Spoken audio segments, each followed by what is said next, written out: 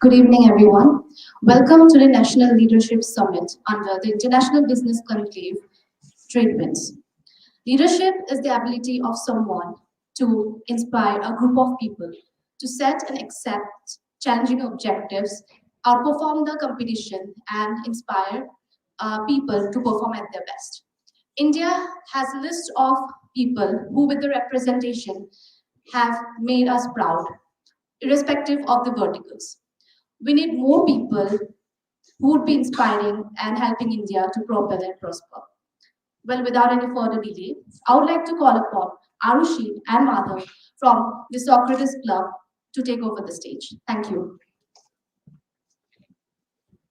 Good evening, everyone. Saving the best one for you all. We at Socrates, the Strategy and Consulting Club at IIFT Delhi, are delighted to welcome you all to the National Leadership Summit for an insightful discussion where all the esteemed panelists will discuss on the sub-theme strategic policies to make India a reckoning force as a developed nation. The summit has been organized under Trade Winds 2022 International Business Conclave following on the broader theme of India at 100. India at 100 is a commendable goal set by PM Narendra Modi for India on Independence Day. The big question is now to determine an effective path and encourage the whole of society into contributing and achieving this big dream.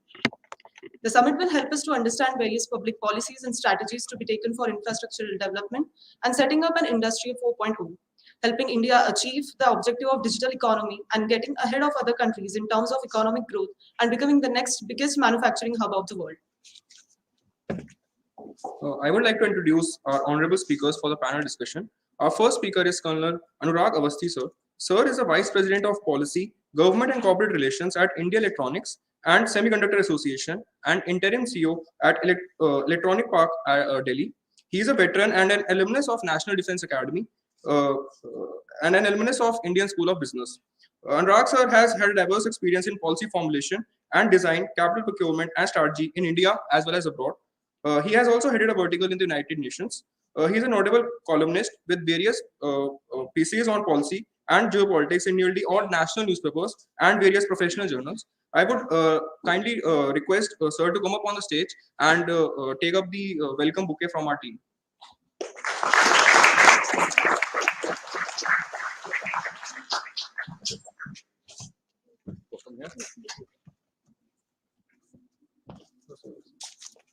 Thank you.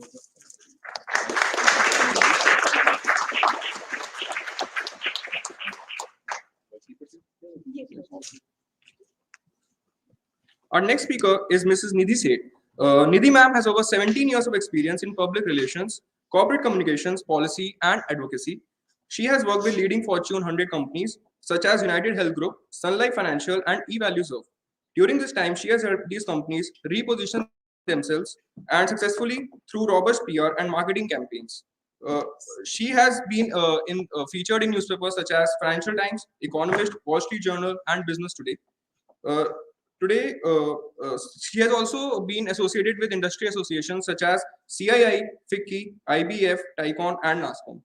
I would like to request the team to hand over the bouquet.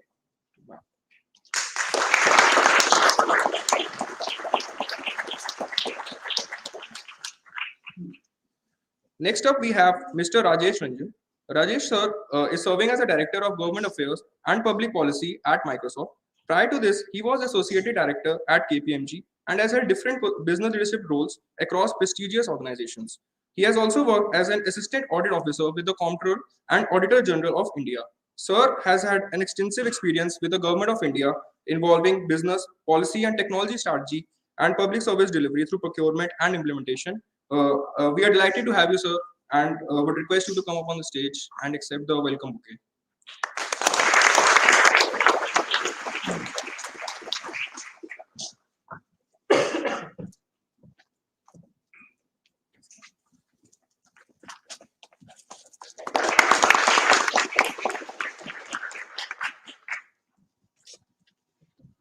Adding on to the list of our speakers, we have Mr. Ravi Pokhrana. Ravi sir is the Executive Director at Pehle India Foundation and Joint Coordinator of Standing Committee on Civil Society Organizations at Niti Aayog. He is an alumnus of FMS Delhi and has also completed Senior Leaders Program from IIM Ahmedabad. Prior to this, he was the Chief Executive Officer of Rambhav Malgi Probidhini. Sir has been the Deputy Dean for Indian Institute of Democratic Leadership. He co-founded a prominent media platform called Engineering Watch. We are pleased to have with you, sir, and I request the team to please hand over the bouquet.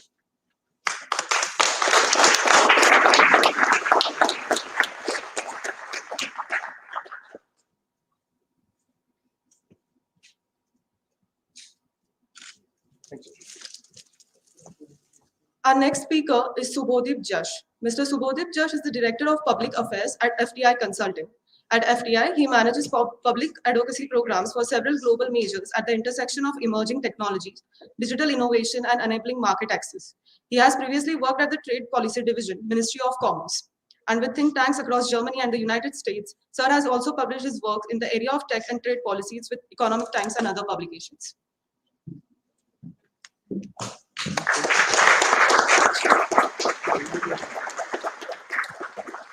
We are honored to have you here, sir, and welcome on stage.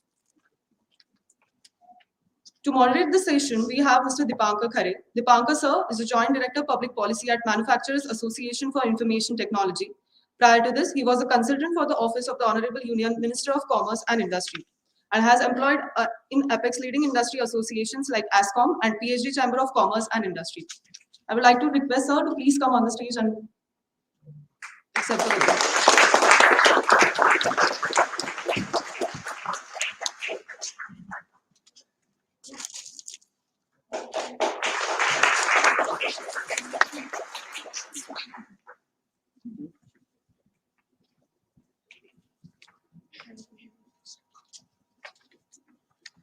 We would like to hand over the mic to Dipankar sir to move it forward.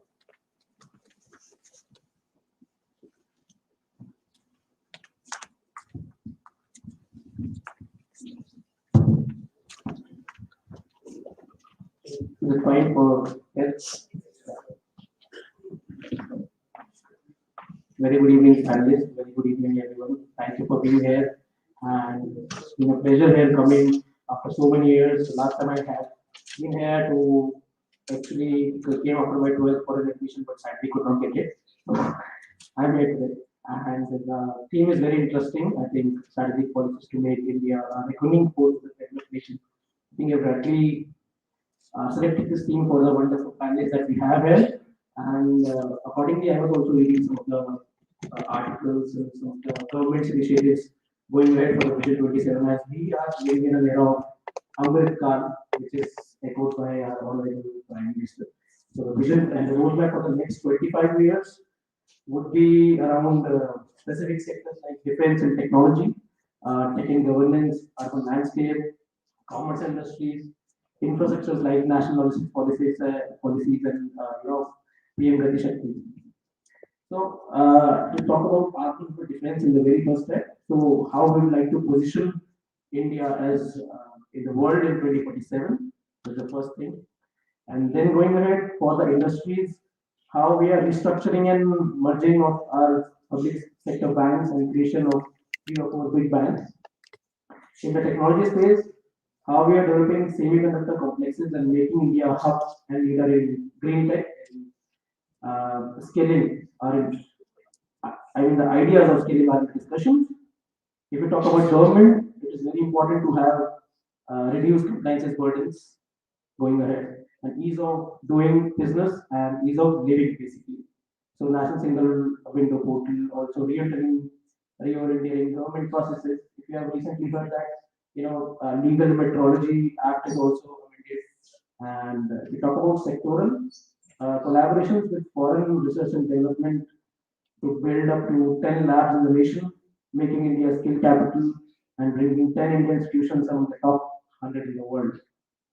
If we talk about a very prominent sector like agriculture, so we have new age agri micro irrigation and organic farming, making India top exporter in selected foods, especially millets, because the international millet is 2023.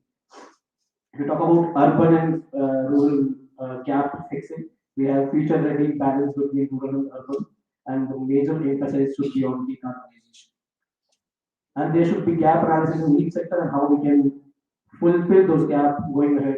I think we should all believe in doing long-term goals rather than short-term solutions. So over to Colonel Avasti to have his opening remarks.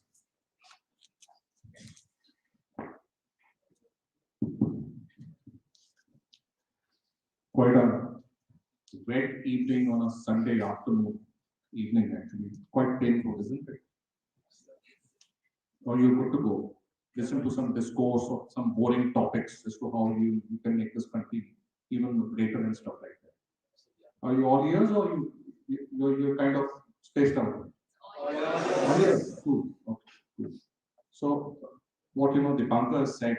So let me start the entire talk by telling you that insofar as India is concerned, India is a country which has the capability to disappoint both the optimist and the pessimist alike. Please understand what I just said, right? So a lot of people will say, that this can't be done here or that can't be done here, but you'll spring a surprise. And at some stage in time, you'll be absolutely bang on to a particular point and then the damn thing won't happen. So that also is a possibility. In the middle of these two extremes lies policy. Now, policy, at the end of the day, a lot of people have this, a kind of a hubris to understand that, this policy is a very, very, esoteric subject. We should not talk about it. And, only the guy who does it, he knows it. And, and you don't know what happens on ground and stuff like that. But let me tell you, your policies are as good as your policy makers. Please understand it. You guys are young, you will be getting into this domain at some stage in time.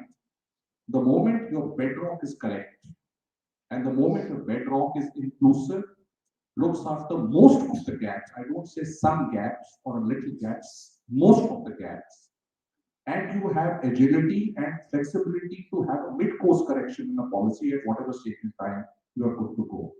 And I think India, in that case, has done fantastically well in most of the policies. Yes, there will be glitches. The opinions are very different, the views are very different, and it's good to have divergent views and opinions at the end of the day.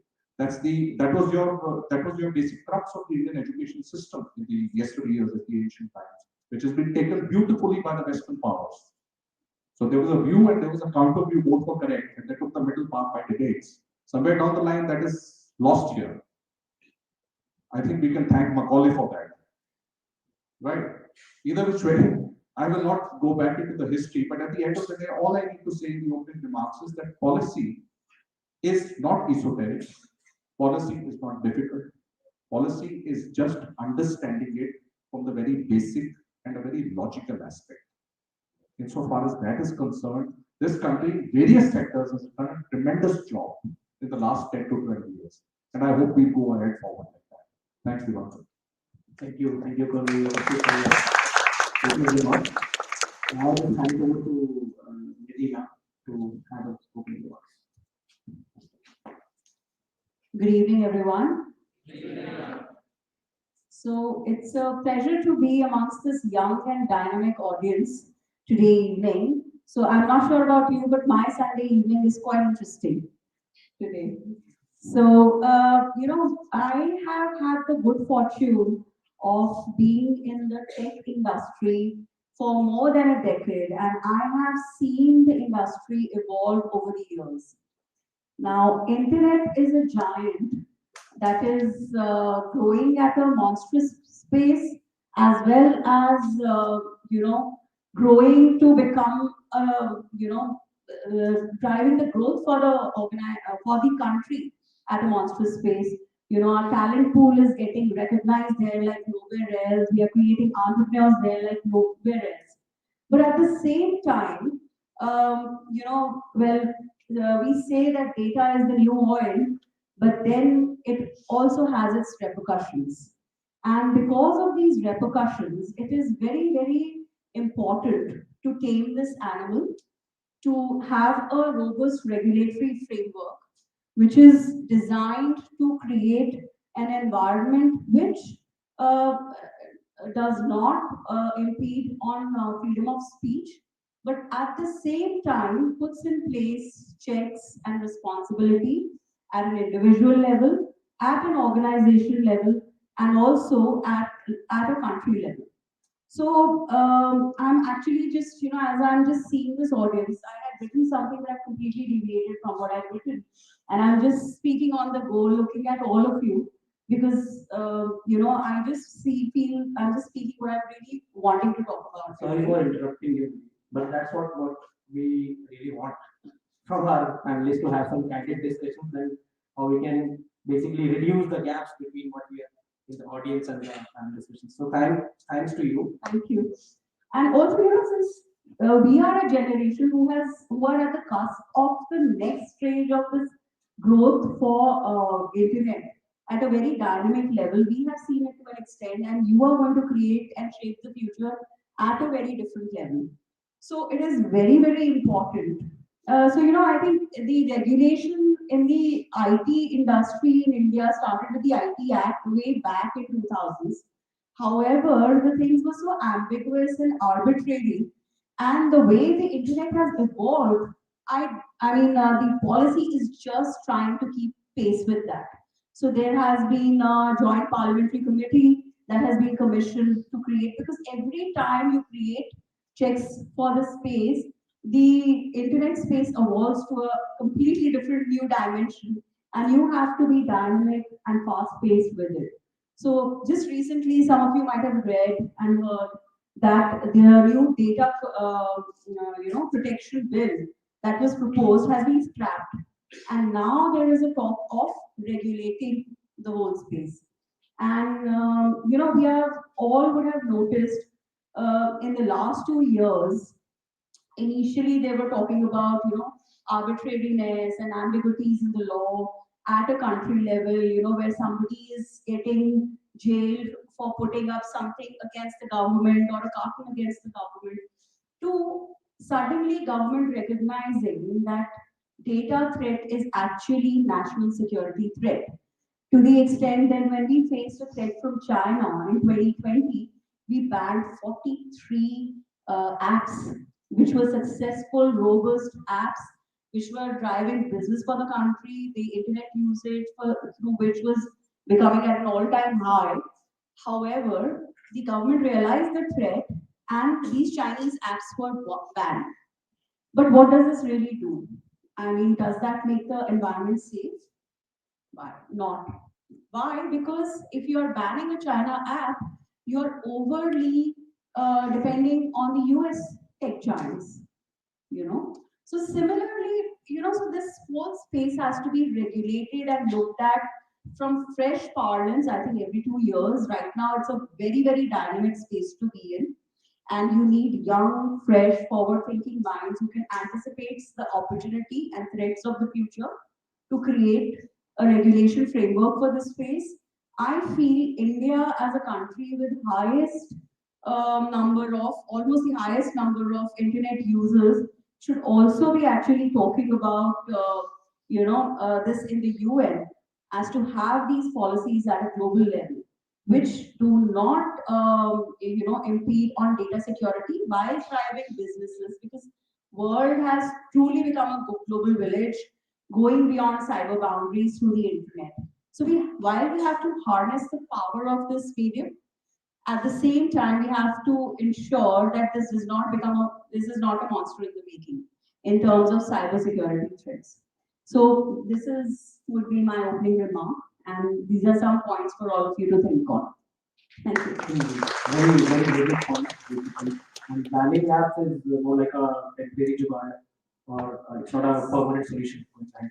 So speaking on data regulation and digital media movement, and how we can envision ourselves in the next 25 years, I would hand it over to Mr. Rajesh from Microsoft.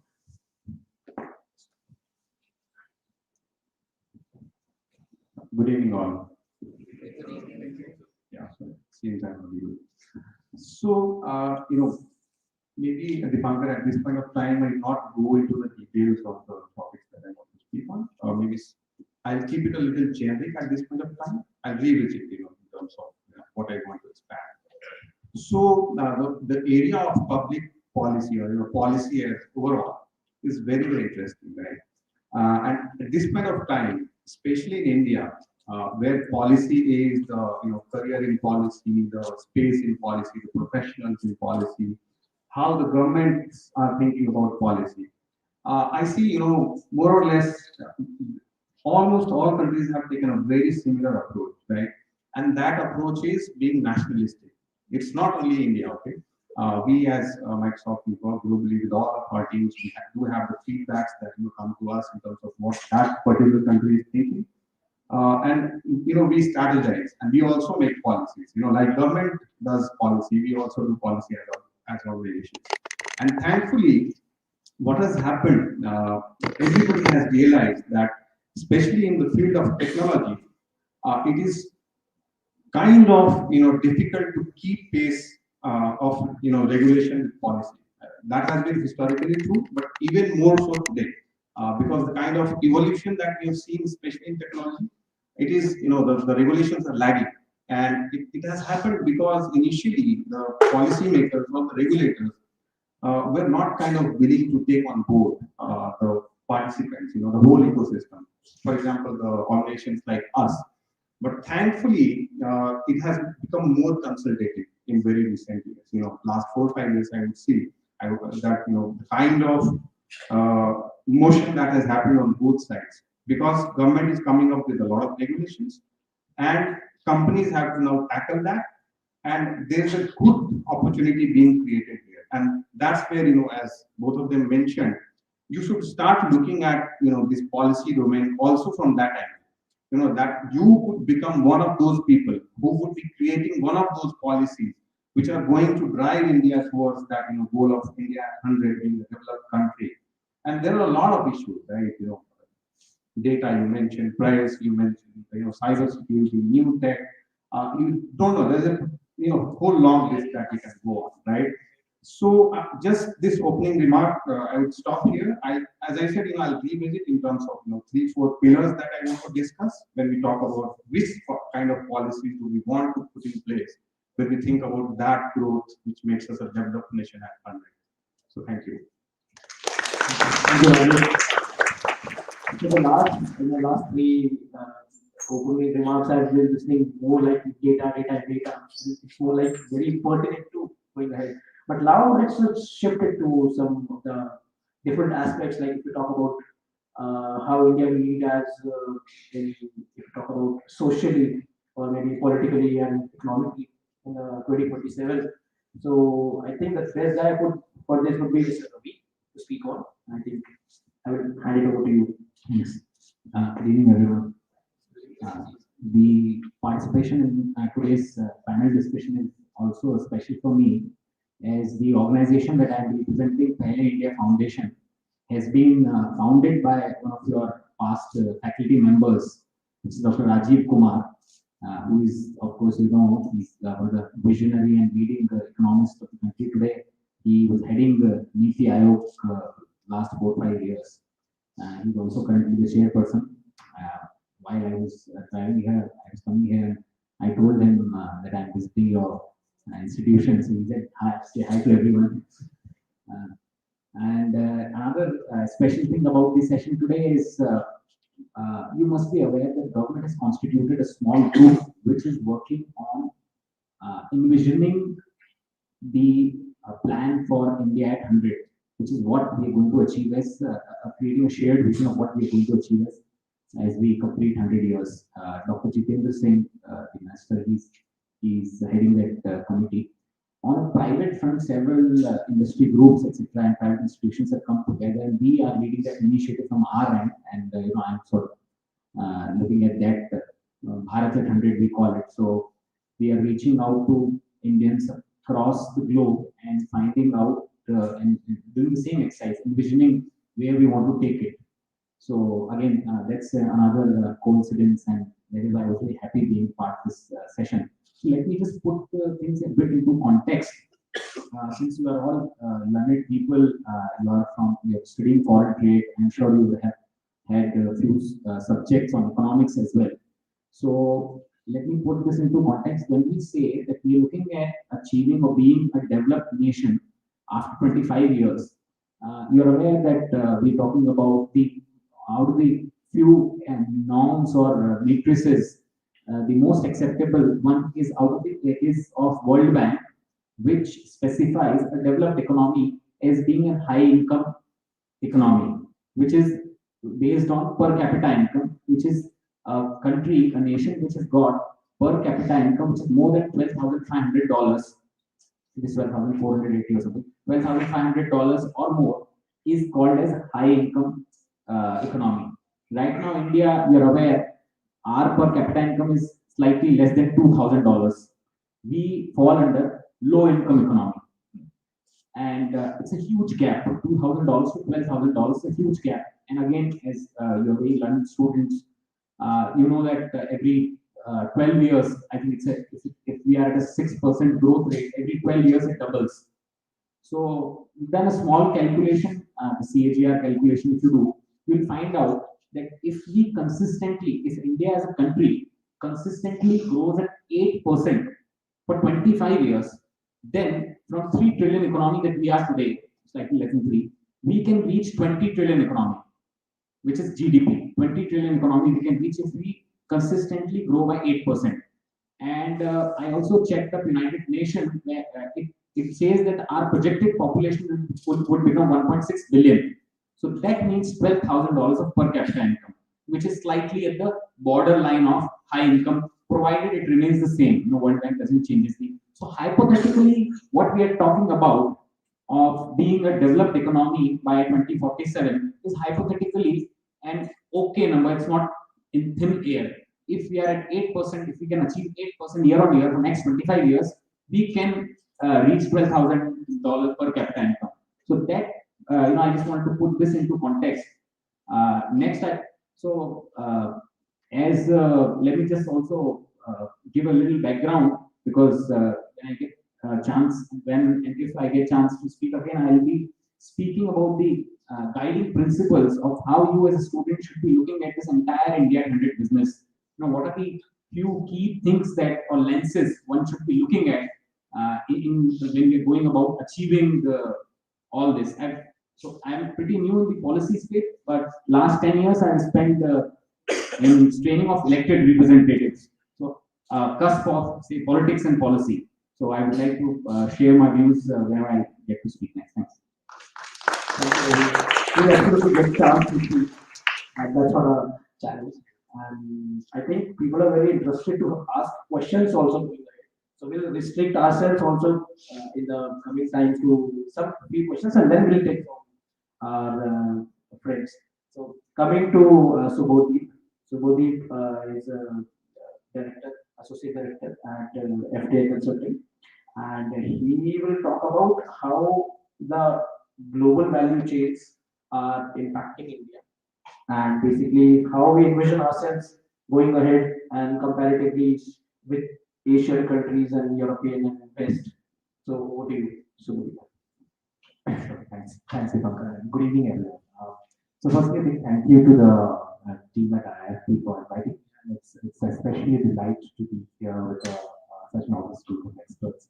So I'll actually just, before I look at India's place in global value chains, just take a step back on how I started really my policy career. So just like Dipankar mentioned about the last time he was here at IIFT, I actually started my professional career here at IIFT itself. So my first job was as a consultant to the Ministry of Commerce, and the training period I had was at the Center for WTO Studies here in this building.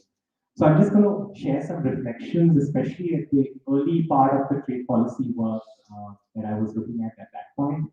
I think 2010, 2011 is obviously when India was an interesting time as far as how it looks at trade agreements, especially were concerned.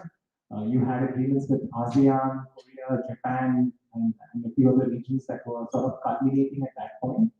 But there was an overarching sort of consensus that as far as trade agreements go, India hasn't reaped its benefits from it as much as its trading partners have, especially on these regional agreements. And a reflection of that was also seen with some of the trade negotiators, I was working with, where they felt that it is perhaps better for India to look at a more defensive trade policy posture.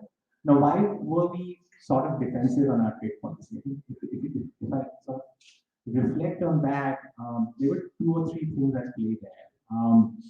Typically, our competitiveness in the manufacturing sector wasn't strong. If you look at innovation or investments in spaces such as garments, textiles, pharmaceuticals, typically the areas which you would associate with strong trade agreements, we weren't really having a sort of a robust ecosystem in place.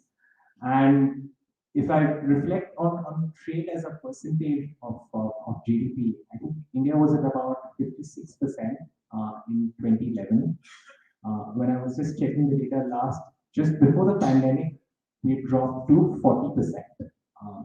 So now coming to today, I think I think there's growing recognition that for trade to be an engine of growth, we need to be integrated into global value chains. And if we see this year, India has completed early harvest agreements with Australia, with UAE. You're perhaps hearing that with United Kingdom, we have something concluded somewhere between Diwali and end of this year.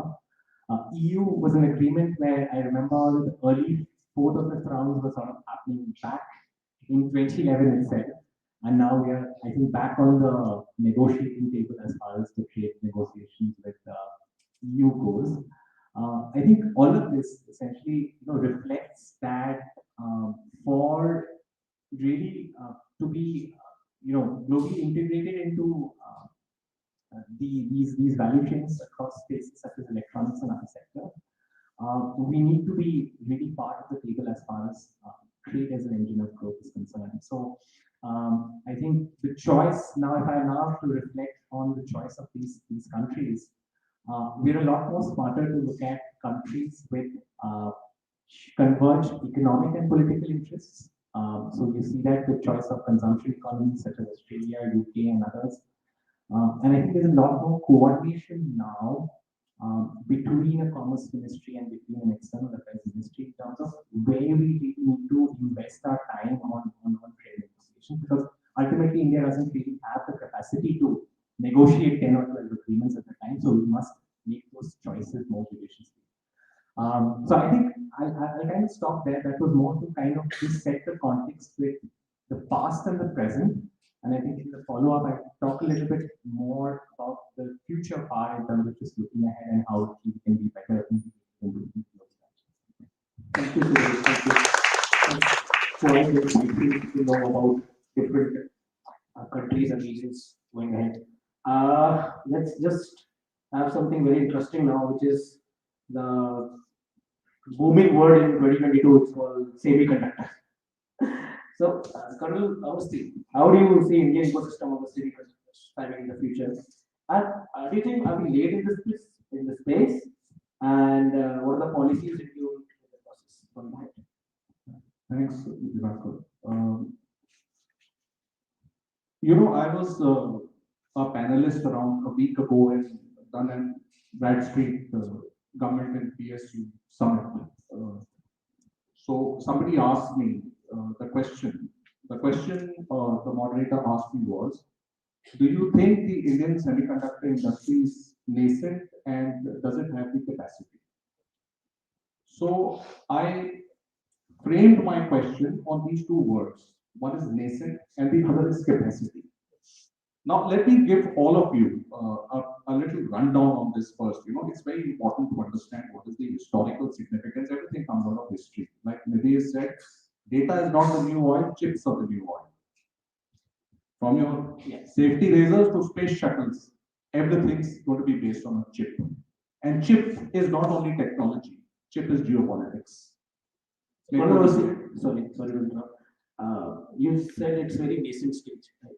So consider we all are very nascent in the semiconductors, so we also need to understand the background behind it. As India attempted earlier also to build this infrastructure on semiconductor. I think you all would be very interested to know about what are the backgrounds of semicon and why we reached it.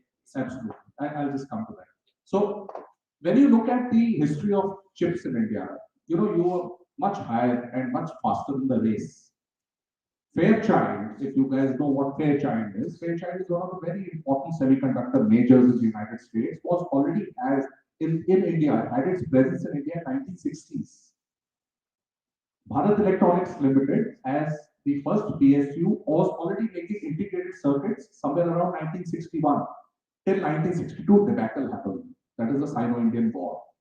And thereafter, once all that happened, a lot of economic, drawback and a blowback got into the space. And thereafter, there were a lot of other players which got into the game, like the Chinese and the others, who got into the competitive pricing, who got into economy of scale. Then you lost it out. Never mind. 1978, there was a vision document by the government taken out as to how we need to go and do the chips and how the chips are going to be manufactured here. Lo and behold, 1983, the first semiconductor complex was established in Mohali. In 1989, had that fire not taken place in the semiconductor laboratory now, or then called semiconductor complex, you were just 2 years away from the global race insofar as the tech threshold was concerned. Nobody knows till date how that fire happened in 1989. Nobody knows. So I'll not be the soothsayer and tell you how it happened. Either which way, you got left behind by nearly 2 decades after that fire happened. 2 decades. Mind you, when 83, your semiconductor laboratory was set up, the biggest major, I'm not Morris Chang. Heard of Morris Chang? Anybody? The guy who founded the TSMC, the Taiwan complex. No wonder Nancy Pelosi goes there and nothing happens. Right? So Morris Chang, he actually founded TSMC. When? 87. Shocking, isn't it? You were already there ahead of the race. Till that fire happened. And now, somewhere down the line, you realized after the pandemic, after the Ukrainian conflict, I don't say invasion. Invasion is an asterisk. There is no invasion. It is a conflict. So you've seen the supply chains and everything, and the global value chains have got totally stretched because of the pandemic first, and then thereafter the Ukraine conflict. So a lot of emphasis has suddenly gone on to the chips. Keeping that in mind, post this, the new semiconductor policy of this country was unveiled in 2021, December 2021. It's an outstanding policy. Gives out the production linked incentive, brings out the design linked incentive, brings out the modernization of the semiconductor laboratory, and of course, now it has got tweaked further just from a week and a half ago, in which you're getting 50% of 2 fabs coming in by the government. That's the way forward. I think it's an outstanding way to do things. You would have also heard the Foxconn and Vedanta deal, which has already taken place, and something's going to be coming up in Gujarat. There's something happening in Tamil Nadu. There's something happening in Maharashtra. So at the end of the day, A, you're not nascent. B, you have the capacity. C, you will make it. It's just a question of time when you start manufacturing these things. Now, also, it looks very simple. Oh, where's that? You guys are not making chips. One small chip takes 3 months, 476 processes to reach a 65 nanometer stage. In those 3 months, you can't shut off the electricity, you can't shut off water, you can't shut off anything else.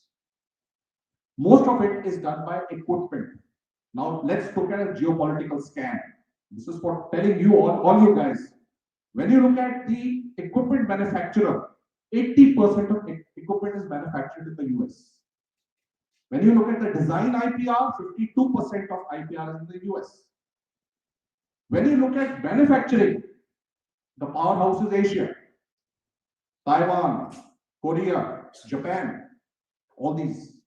When you look at ATMP, when you're looking at the testing packaging, it's China. Just look at it. It's all diverse.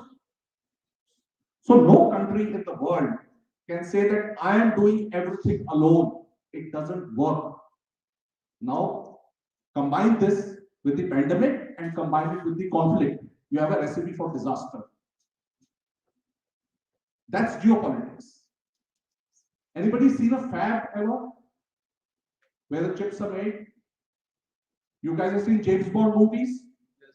You've seen where Dr. No sits? That's like a shanty if you see a fab. Believe me, I've seen one. So that's the kind of involvement insofar as fab is concerned. So with the policies now in place, with the design parameters now in place, it's just a work in progress. Just a question of time that will be manufacturing this. But I will just take a small little, sampling RCT of the house. How many engineers in the house? What stream? I like you already. 50% work is done. I like you already. Okay, who all? Just raise your hands, please. How many computer science? Raise your hands. Less. How many electronics? Even lesser. Okay. Now what's happened in this country is look at the skill gap. The core of Atmanirbhar Bharat, all these gentlemen will tell you, and ladies, sorry, the lady and the gentleman will tell you, is skilling. Make no mistake, you can keep speaking good language and put in some great English, jargon, lace it with lovely lexicon, put it all over the newspapers, but the action is skilling. The problem is, when my boy was wanting to do engineering and I asked him, which engineering would you want to do? Guess what he said? Computer science. Why? Because there's return on investment. There are Microsofts and Googles all over the place who will pick it up. Secondly, no, it's reality, right? When you look at masters, there's nothing in hardware in the country. Where do you do masters? So you go abroad. Look at postdoctoral, nothing. So what do? You get faculty from outside who poach you and take you where they have to. Okay, let's go further down to a lower level of the people who are going to be doing things on ground, technicians. None of your ITIs run courses on VLSI design or any other hardware. None. So where do you do this from? It's skilling. So you may have a great manufacturing fab coming up worth billions of dollars. Billions. 24 hours electricity, 24 hours water, this, that, and the other. But at the end of the day, where is the guy who's going to do it? Somewhere down the line, these people, I will not say who, but there will be nation states in future. You've seen the vaccine chaos. They will put a premium on their manpower. They'll say, look, I've taught him, he's designer, I will only give him to you for so much of money. Everything in geopolitics is on a premium. And that is why you guys, as future policymakers, must understand how the cookie is going to crumble. Thanks. Thank you. Much needed and I am feeling very depressed because you have no love for commerce guy.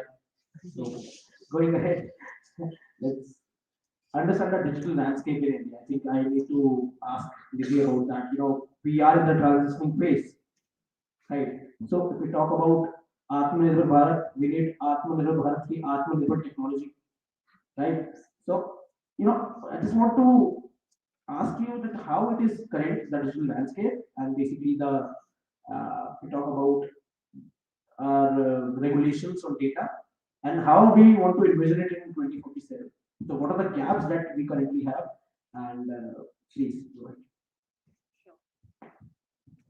Thank you.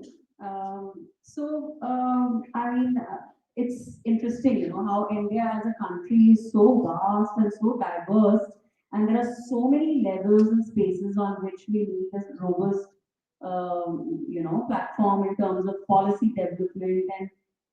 And on this panel itself, we have, I think, 5 or 6 different key topics that we are talking about in terms of, high growth areas and, policy areas. And I'm sure there are at least 5 more that we haven't even touched upon. In fact, we were discussing early in the morning and we thought, these are 3 or 4 that we haven't really been able to touch upon because of the paucity of time. So you can understand the scale and the depth as well as the potential of our country, And I think digital does that. It takes it 5 levels because when you are digital, then your boundaries almost cease to exist. You go beyond boundaries and you start doing things beyond boundaries. And secondly, now we have another phenomena that we have all witnessed. I think we're all living in very exciting times and have great life stories to tell. Pre-pandemic and post-pandemic. So the digital revolution that happened pre-pandemic was at a very different level, and post-pandemic, it is completely at another level. There's a digital transformation that happened, and it happened just by default. And I think Rajesh would vouch for it. I think of course, there's a joke that says only pharma and IT benefited. So, and I don't think there's anything bad in that. However, then while you're doing it, when everything moves to digital, I'll come back to my original point of data. Everything becomes accessible on data points. In terms of data, from a school child who's sharing everything, and from online classes to your groceries to your the most evolved transactions to Microsoft Teams. We are also on Microsoft Teams, by the way. Being privy to all your business conversation and everything. So again, it leaves you in a very, very vulnerable space digitally. And if any of you are all interested, I'm sure a lot of you would be interested in science fictions. It just seems the whole thing so scary with the, matrices and various things. So I think it's a very, very exciting space, and it is a very, very vulnerable space. So I go back to my same point that one would, and it's still a very evolving space. I mean, we still don't know the impact that this can create. We still don't know the damage that this can do. We have seen, and data manipulation can affect things at various levels, from very small scale consumer insights to a marketing organization to something as large as a Cambridge Analytica scam influencing the government, for Facebook. Shifting the whole dynamics. Exactly. It can create at such a conscious and unconscious level. It's all affecting all of us. So therefore, I think it is very, very important to have that policy framework in place. And therefore, there is a need to evolve this policy more and more. And we are still grappling with what is going to be the right way forward to it. We're still evolving and we're still growing to it. I'm sure as you young professionals grow and get into the field, we get new fresh perspectives and new breakthrough ideas on how to do that. So that is where I'll end.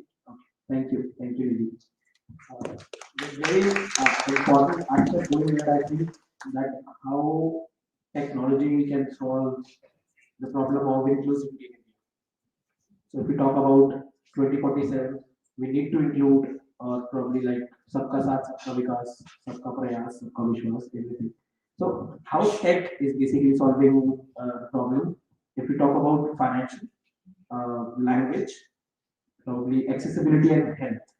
In that case, I would like to ask you, Raj. Yeah, so thank you. Maybe I would like to go a little wider, while I'm discussing this digital aspect specifically. Because we're talking about what are the kind of policies, we need to make for that 2047 goal that we're carrying right now. So that's why I said, these 3-4 pillars I would come back to and expand upon, right? So where I see India, focus that we should have as a country is about, establishing that global digital leadership first as a country. So our policies, all the policies should be directed towards that first. Second is the point that you discussed. All the growth that we're doing, at this point of time, and when we are there, if it is not inclusive, if it is not sustainable, if it does not support accessibility, all of it would go in vain, right? It would not, benefit everyone and anyone that we want. And third, we shall be really targeting about all of it to be, transparent, secure, and safe, right? So within those 3 pillars, I'll just begin with the global digital leadership. So I don't know how many of you think that India could become a global digital leader. Any views there? How many are you convinced with this idea that by 2047 India can become a global digital leader? These are the computer science guys. Maybe not also. So you would have your own regions, right? I have my own regions. So I'll just give a few of them, right? Why am I thinking like that? That India will become. I have a few examples. Just to begin with, we have the power of platforms at this point of time. So if you just go back to the old platforms, the Aadhaar, the GSTN, the UPI, these kind of platforms that we created, and look at the kind of transformation they brought into the country, right? UPI, when I go out and discuss with any foreign guy and tell him, look, there's this QR code, I don't need anything else, just point my camera to it and just put a few things and the payment is done. It's unbelievable. Initially, a few years back, when I told someone that Aadhaar was costing less than $1, he was bewildered that how can you do the digital identity like that? And similarly, this GSTN and everything, the old platforms, the new ones which are coming, like the ONDC, the Gati Shakti. So all of it is going to give us that power platform where everybody can participate. There are no limits, what you can do with the UPI. You have seen, all those apps and startups which have used the power of platform and gone ahead, and the health platform that's coming up, the NDHN, for example. So we are now targeting that power, the collective power that it would generate as a country. So this makes us believe further that we can also become the data hub of the world, right? When we say the data hub of the world, it means we'll have first the capability to process any data that we get in, also to host any data that is given to us, so the data center policy becomes very, very important in that aspect. So, and along with that, as you mentioned, the data policy, the data privacy policy becomes very, very important. Also, is very important the open data policy. What kind of data can you share? What kind of data can be given for innovation? What would enable our startup ecosystem? So these kind of policies the government must look at, when we are thinking about India 2047. And what are you doing right now to enable that whole of the ecosystem? Then comes a final piece about, on this platform thing and the space that India will have. We talked about the internet and the kind of users that we have in India. Just look at the number of users, the kind of data that we consume. Still, we don't have that say in the space that we need to have as a country, right? All the standards, all the evolution that has happened of the internet, India's contribution has almost nil, right? So government must start thinking about it, that we must need to have a seat on the table when it comes to setting standards about internet, when it comes to also defining the evolution of internet, then that seat on the table is important. So that kind of policies also need to come into the picture. Now I move to the second pillar, that is bringing in an inclusive, sustainable, and accessible growth, right? So there are numerous examples in terms of how growth has happened in many countries which was not inclusive. And when we talk about inclusivity, of course, the discussion of JAM Trinity comes into the picture, right? Jandan, Aadhaar, Mobile. So you saw what it did when the lockdown was in place. The direct transfer which started happening, even for the farmers, the direct transfers that happened, and any benefit at this point of time, India country mostly it is going directly to the beneficiaries account. So that is the power of inclusivity that is very, very visible, at least as an example. But we also need to look at other aspects, like the accessibility piece, right? Accessibility, how many of you have any idea about, when I say accessibility, what I am thinking about, anybody, if you would just like to answer, raise your hand. Yeah. Whether or not a person living in the remotest part of the country can avail a particular service or a product. Okay, that's one aspect. When I am, as a technology guy mentioning about accessibility, it's more about, people with disabilities having access to the services the same way you or any able-bodied person is having that. So that kind of policy, even today, I would not say is in place in India in the way it should be put in place. We are losing out because of that. Why? Because accessible technology is a space which we have left to be addressed by players which are from outside. So, for example, Microsoft as a company does a lot, and we sell a lot of accessible technology. But if you go about thinking about which Indian company does that, I don't know how many examples would you be able to find, right? So that piece, because I'll just give you an example. That disability, it need not be permanent for anybody, right? It is permanent for a few number of people. We know that one in I think 7 people on this planet is disabled in some way. In India, the official number is somewhere around 3 crores. But at some point in our lives, we can be disabled in some way, right? You just don't know. Suppose you get old, your power gets increased. Then how do you access the computer? How do you look at things and how do you read, etc. So what is a permanent disability for someone can become a temporary disability for somebody else, right? But when you make accessible products, basically, you do a lot of innovation. You do a lot of engineering, right? That gives you that space to create more jobs, become more inclusive, and also, legally compliant to a lot of aspects of the country that it is asking for. And finally, the piece about sustainability. Everybody knows, how green technology is going to be important, and what kind of role it is going to play. So any policy about growth that we make must look at those aspects. And finally, the piece about being safe, secure, and resilient. So basically, when I say safe security, is more about cyber security, right?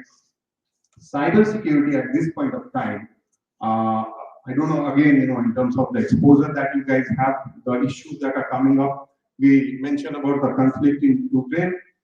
The war or the conflict began, much before the actual invasion happens. Because we as Microsoft were there for Ukraine, we supported Ukraine in terms of fighting all those attacks that started happening on critical infrastructure, the power plants, whatnot, by state sponsors, individual.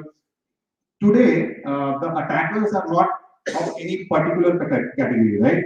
And as a nation, we need to be cognizant of that.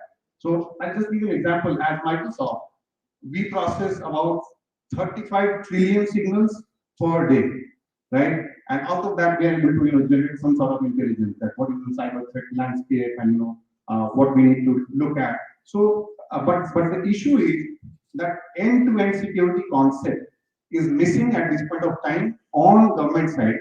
So thankfully, there's a new cyber security policy that is lined up for quite some time, but it has not yet been, in the shape that we want to have it as an industry.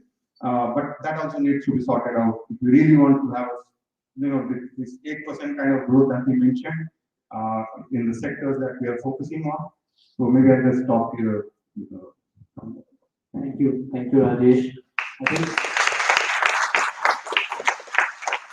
think we all have seen accessibility, probably the second step of the first technology part for all. So I think it's a very important part to include everything, and especially the Indian companies should also invest. That's what our point is. But I think due to paucity of funds and all these things, I don't know what's the aspect behind that. Probably India looks it more like a part of CSR activities, if I'm not wrong. So there's a need to change our thinking about that, and we need to include every part of our society. I think so.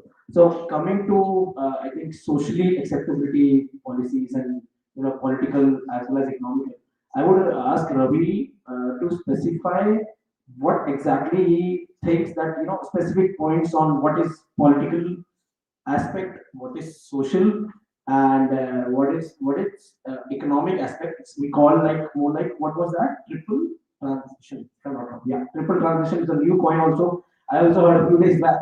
So I think very pertinent going ahead. So there's also initiative of Pehle India by the name of Bharat at the 100.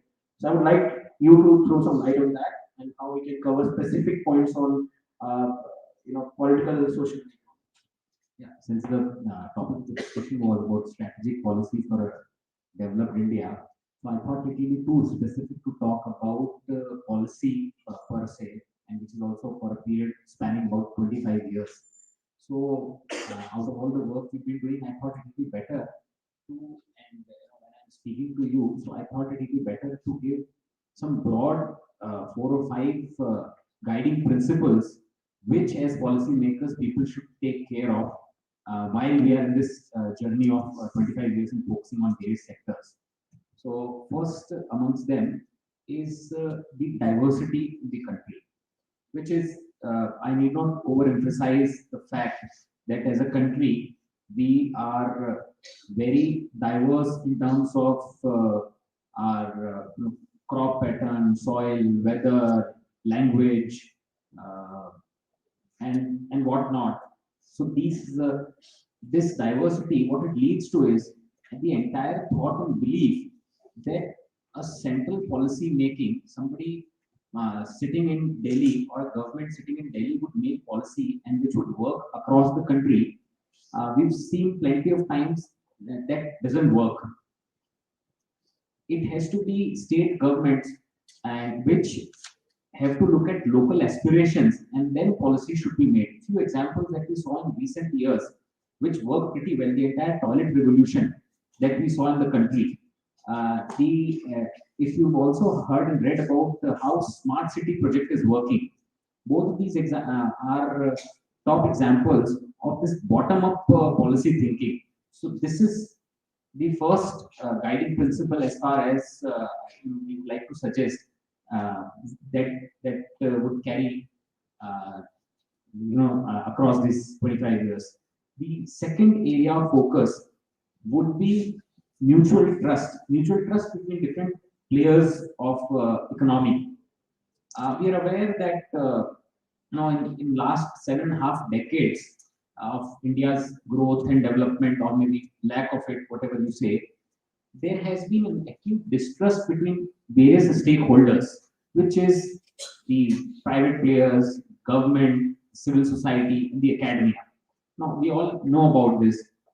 Governments or bureaucrats, they don't trust private players, civil societies don't trust government, and vice versa. There's been this deep mistrust or distrust which exists between all these players. So if this distrust doesn't go, then we're not going anywhere. So that is the second area, second focus area as for me. The third area is what you were just mentioning about, which we call as triple transition.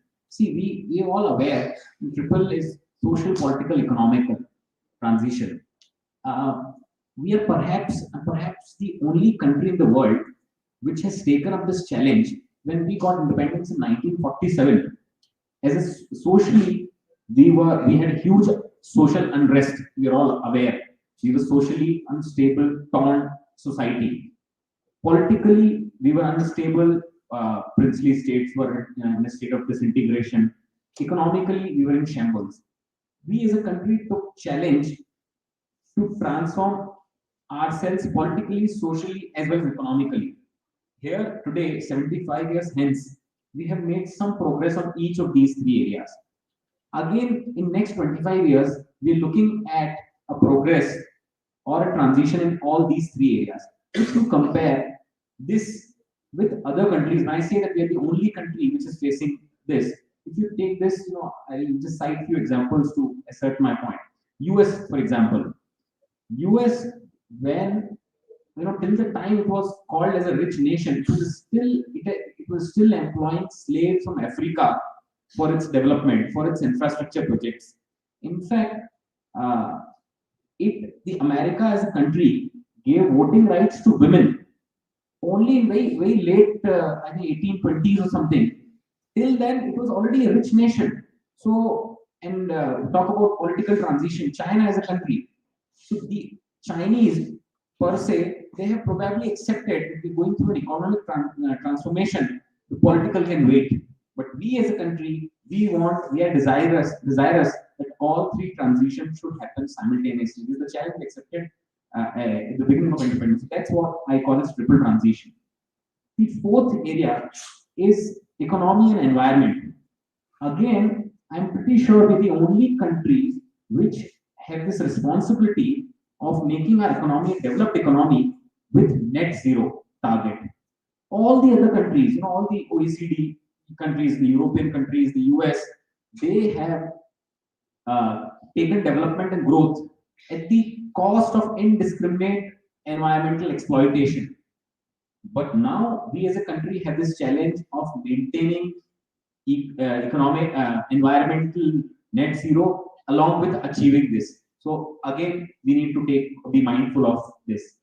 The last area, and probably it would be a sort of summation because few of my panelists also narrated that if we are looking at getting into a developed economy, being a developed economy, we need to be mindful that our capacity has to be built on our strengths in competitive manufacturing, in natural farming, in leveraging digital technologies. So, and one more which Colonel he mentioned, investing heavily on higher and technical education. So these 4 or 5 areas have to be on our focus area. These are the 5 areas I thought are sort of could act as guiding principles which can take us. Thank you. Thank you, Ravi. I think very important that everything needs to be in tandem going ahead, working in. And let's just come back to December from the 2025. So we have accelerated a bit on the 25 vision area. So I really want to come down a bit and take a reverse gear to December 2022, where we are taking the presidency of G20 from Indonesia. So earlier it was Italy, we were into a troika at that time. So Italy, then comes the Indonesia, and then right now in December we are taking the lead. So I would like to ask you, Subodhi, so what are the agenda settings? Probably I think it would have been done till now, but if you think we can guide our friends and probably we can discuss what are the broad themes that India needs to work on and what we are actually inheriting from Indonesia, the current. Sure. Thanks. So I think, look, in terms of the G20 agenda setting, as you rightly said, it's the troika which sort of brings that continuity to what the G20 presidency brings. So a lot of, I think what's important is to know that what can and cannot be done with this G20 presidency. So firstly, the Indonesia presidency, which India will inherit from the summit in Bali next month, which will be a culmination of this presidency, will see what sort of, their theme was not building back better, building back stronger. So the whole post-COVID economic recovery, the themes around that, what sort of outcomes we see from the Indonesian track will actually also determine what sort of priorities India takes forward. So if I look at the Indonesia presidency in this regard, there were 3 core tracks they looked at. One was the global health architecture. The second was digital transformation, I think, and then some of us on the panel also just spoke a lot about that. Is going to be a core theme for our presidency as an analyst. Dwell a little deeper on that. And the third is on sustainable energy transition. Again, a very strong agenda for India. I had the chance, I think, just last week for one of our clients, which is also looking at the G20 presidency, to especially look at what India sets on the green hydrogen economy and the roadmap there. Because as you all must be aware, that India is looking at sort of a larger roadmap on green hydrogen development. We saw the first part of the policy come out some time back, and we sense that even with this G20 presidency and the Sherpa track there, led by Mr. Amitabh Kant, that the energy transition agenda or the green hydrogen agenda would be stronger. So I think that's as far as the overarching theme is concerned. Now, within this, I'll perhaps focus more on the digital side, the sector that I sort of look at also. So digital economy within the G20 context is something I think fairly recent in the sense that it was only in about 2015 or 16 when the Turkey G20 presidency was there that they set up the first G20 digital economy working group. What we have typically seen since that Turkey presidency to now when India takes over in December is that the legacy priorities around the digital economy track have been things like, measurement of the digital economy, promotion of e-commerce, investment in digital infrastructures, digital skilling. I think that's something I suppose that India will also take up strongly on the legacy priority tracks and also on digital enablement of MSMEs. Again, another theme that Indonesia had strongly strong T20 track on. So I think all of these areas will perhaps continue on the legacy part. But what I also see India taking up as new areas, perhaps is something Rajesh mentioned about digital platforms. So I do see that digital public goods or digital public platforms and how India is building these large ecosystems in logistics with ULED, with education and MDR, with health stack. I think this is going to be a core part of the digital economy track in my view and in what India takes, because this has been also part of our tech diplomacy agenda as well. How do we take these larger digital public goods into places not just in your countries in Africa? You've recently seen that there was a dialogue between India and France in terms of taking sort of these stacks around UPI into France. So I think it's not really just a conversation about taking these digital public goods only into smaller countries or into less developed economies. So it's really there as a larger sort of a crux. And lastly, I think in terms of cyber and skilling, I do think this is both going to be issues or areas that India will perhaps take up strongly into this presidency. So I do see these areas of platform cyber skilling as perhaps areas that India takes up strongly on the digital economy. Fascinating facts. Thanks, Subodhi. I think are we in alignment of the program? So basically, are you guys having fun or have you been watching that? You have party with it. But are you guys enjoying the session going on? Okay. So I thought some people are meditating here, but anyway, that's good. This we can take a couple of more questions, then we can open the rounds for Q&A from audience. So back to Atmanirbhar technology and back to speaking about our own space in digital tech. So if we talk about Atmanirbhar Bharat, I would like to ask you, Colonel Avasti, that how do you think that Atmanirbhar Bharat in defense has come a long way since 2014 or 15? And basically, why do you think it's very important? And how do you see its trajectory in the couple of years?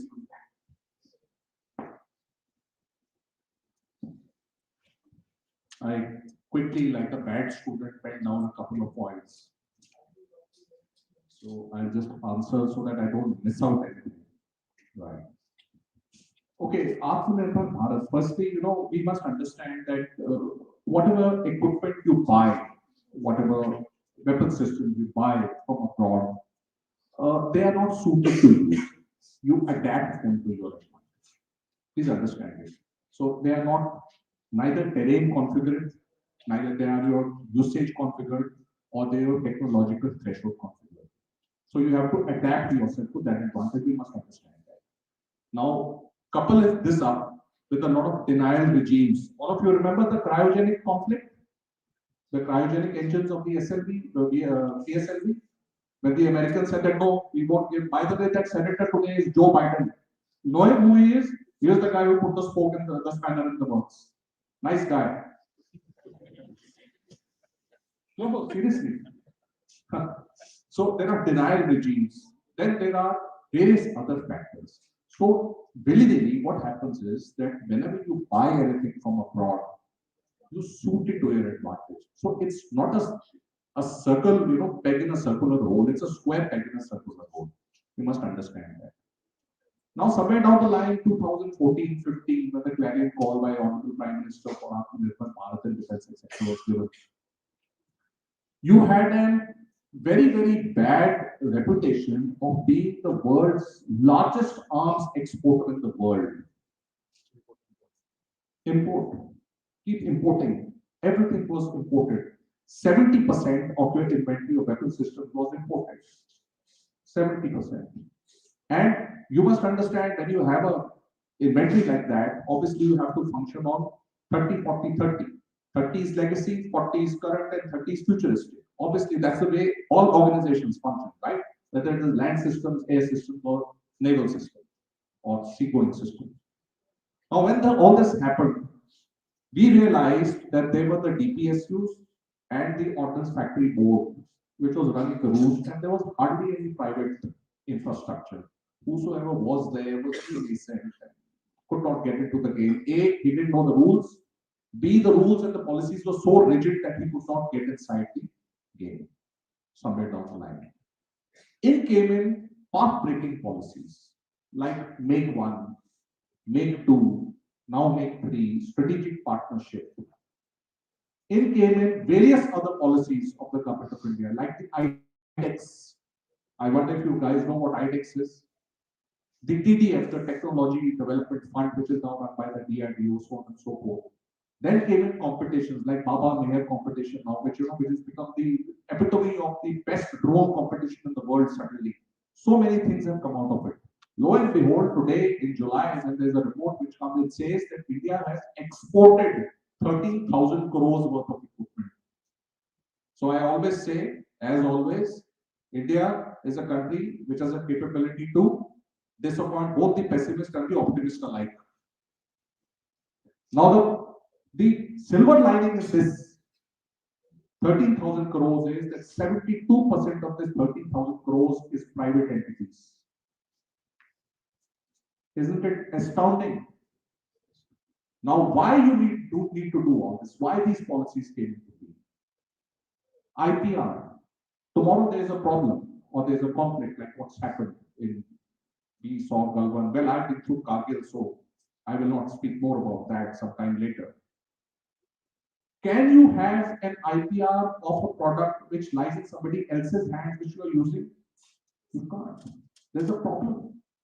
Okay, so somebody said at some stage in time that, okay, let's do TOT. What's TOT?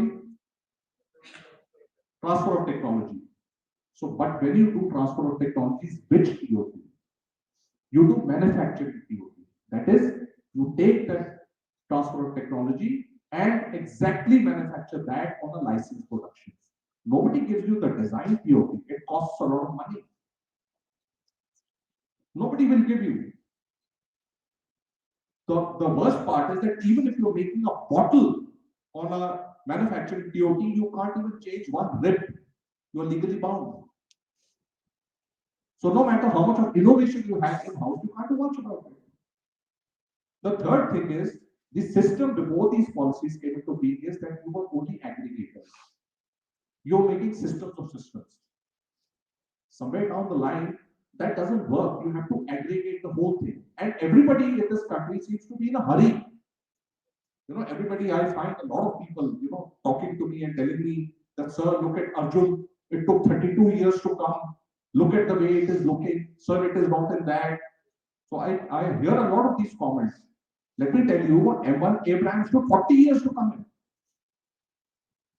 So don't equate a 75-year-old country with a 252-year-old country, for God's sake. So the policies will come through, and that's the way the system is going to be functioning. And the way it has happened now, I think it is an astounding fact. 13,000 crores of exports, and what all are you exporting? You're exporting BrahMos, you're exporting Akash, you're exporting LCA. They're big ticket systems, they're weapon platforms, they're not even small pieces of equipment to countries. The moment you get into the export regime, the moment you start thinking that you will fight Indian wars with Indian solutions, you have won the battle. Please understand this. Let me also give you a small little joke on this. At some stage in time, you know, when I was a very young boy, I used to wear one star on my shoulder. So there was a postmate of mine. He told me he got permission to the MiG-21, the infamous MiG-21. So I told him, I said, what about the the flying in the high altitude areas during or the low altitude areas during April, May, June, and all? It's very hot in Punjab and all. You know, there were 3 levers in that aircraft. It said hot, hotter, hottest. So you are adapting. Obviously, in Russia, they can't say, except this hot, hotter, hottest. So you're adapting yourself. So this basic subset of the policies which have come into place now will make you the absolute hub. And There is an old, a poem called Shakti and Shama by Ramdhari Singh Dinkar. Heard of him? Ramdhari Singh Dinkar, Rashtra Kavi in Hindi. So there is a small little couplet in Shakti and Shama in Mahabharata which he says, Shama bhojti us bhushan ko jiske paas garal ho. Shama shobhti us bhujang ko jiske paas garal ho. Uska kya jo dant hi vish rahi virit saral. So you better have venom if you want to talk on the high table. With that, I rest my case. Thank you so much. Thank you very much. On a lighter note, I thought we only customize, or probably the companies come from outside customize only foods like McDonald's and Pizza Hut. But that's absolutely new fact for probably all of us who are very naive and nascent into defense space. So, taking a few questions ahead, I think we were talking about taking or making India as a global digital village. So, so if you want to throw some light on that, how exactly that we can envision ourselves to make global digital village in India. So, any few points on that? Sure. So, while we are talking about very interesting topics around here, tech is emerging and emerging as an enabler and a catalyst through all, across systems and streams. And I think that is what tech is. It is a great driver and an enabler for various things that we want to achieve in today's world, which includes to the most advanced levels, such as AI, inculcating that into the system, to driving inclusivity in the bottom of the pyramid through systems like Aadhaar or various other aspects.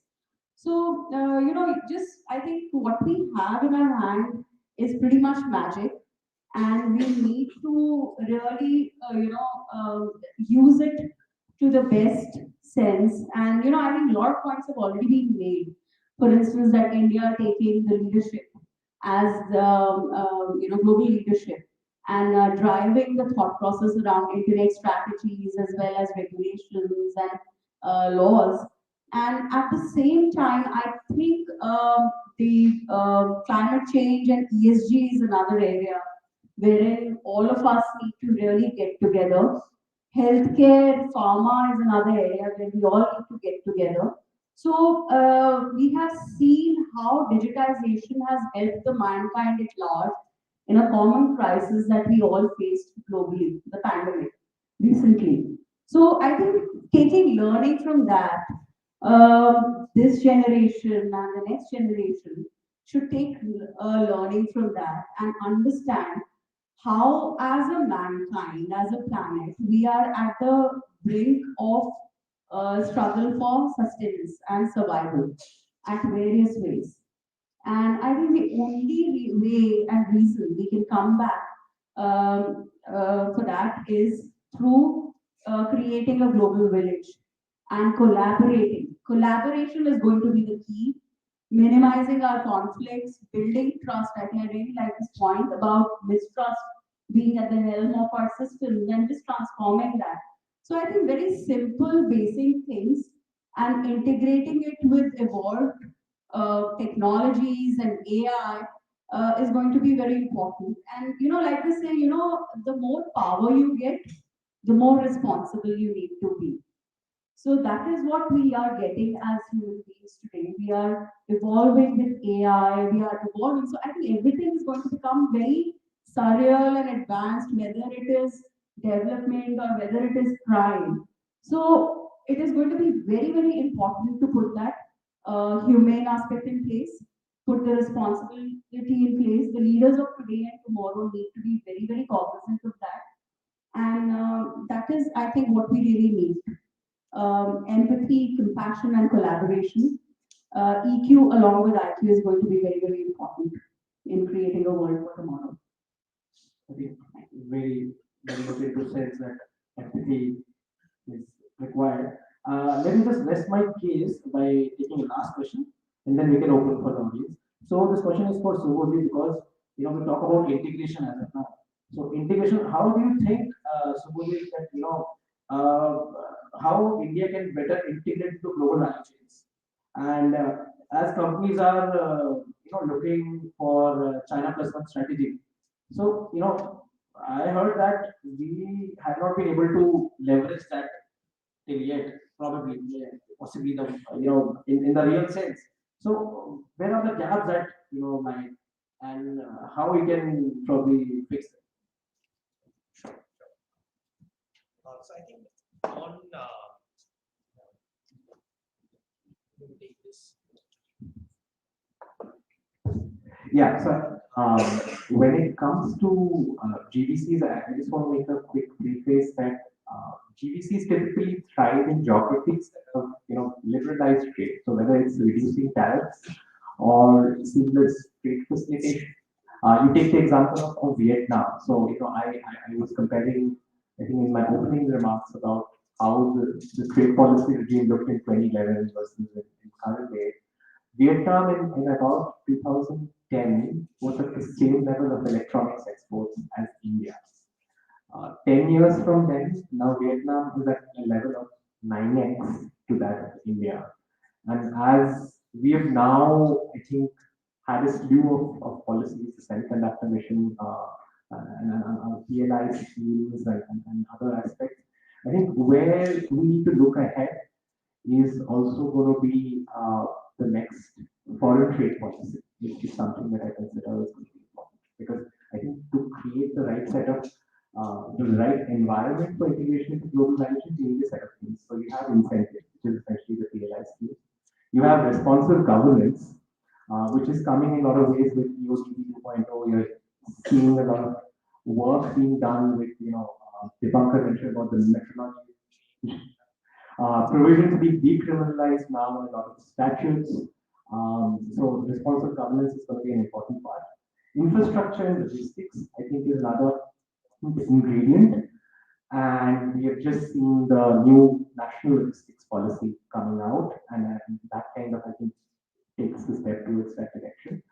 And I think the trade facilitation aspect now perhaps come with the new 5-year foreign trade policy roadmap is sort of unveiled. So I think it will be important when we look at that or when we draw up that, and this has been about delayed by about 2 years now in terms of the foreign trade policy.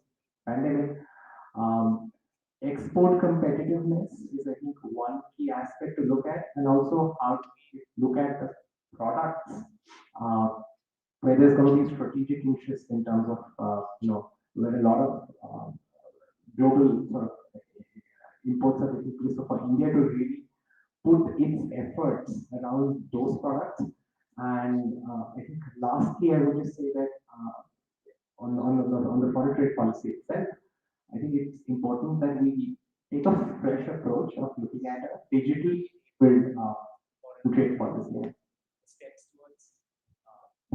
Steps towards NFP and steps towards other sort of developments, etc., are going in that direction. So I think these sort of ingredients really need to come together for us to be better integrated into global value chains. So it should be both globalized as well as localized, because that's really sort of the mantra that's going around. The export competitiveness part is taking care of the globalization aspect, and localization, I think, is already seen with various sort of programs around, Atmanirbhar, Bharat, etc. So I think how do we kind of operate these two things in synchrony will be important when you look at education. Thanks, Subodh. I think Mike is also giving us signals that we need to stop here. So let's take some few questions from our friends here. If anyone wants to ask, so I think there are a couple of hands here, and then only one guy there, probably others are sleeping, and then we have a few here. So where to begin? I think I'll go with. Good evening. I'm Tejas Mishra from the batch of 22. No, sir. So we discussed UPI and ONDC, which is coming up as a technology-based platform, which is very effective in India. But do you think going forward, now that other countries have shown interest in platforms like these, India will be able to effectively monetize on these tech-based platforms, considering all aspects, especially the policy related transfer of technology? Yeah, that's a great question. Thanks, Tejas, for bringing this up. So monetization is an aspect, at this point of time, I would say government of India is not that interested. It's more about creating that leadership and taking those platforms out first, right? To give a taste of those platforms, basically. Some of the platforms initially were not discussed because of some issues. So, for example, Aadhaar, although many countries have shown interest that we want to use this kind of stack that you have built, etc., etc. There were some strategic reasons because of that. But for example, UPI is already being implemented with some of the countries. There's already an MOU has been signed. Recently, there was a news. I think 2 countries are there. UAE was the first country which in the time of Yes. December, and then I think the discussions with France. Yes, that is going on. So these 2 countries are, already examples. But there you see that monetization aspect has not yet come up. What will happen once this platform gets established there in that country, and then the innovation starts happening on that particular platform? Then these aspects would, be looked at automatically. The business cases, use cases start. In India also, if you truly ask that, whether NPCI gets anything out of, the UPI platform that they've created, you don't find that monetization use case. But the kind of value add that it has created for India as a country, that's where the case rests for the platforms, basically.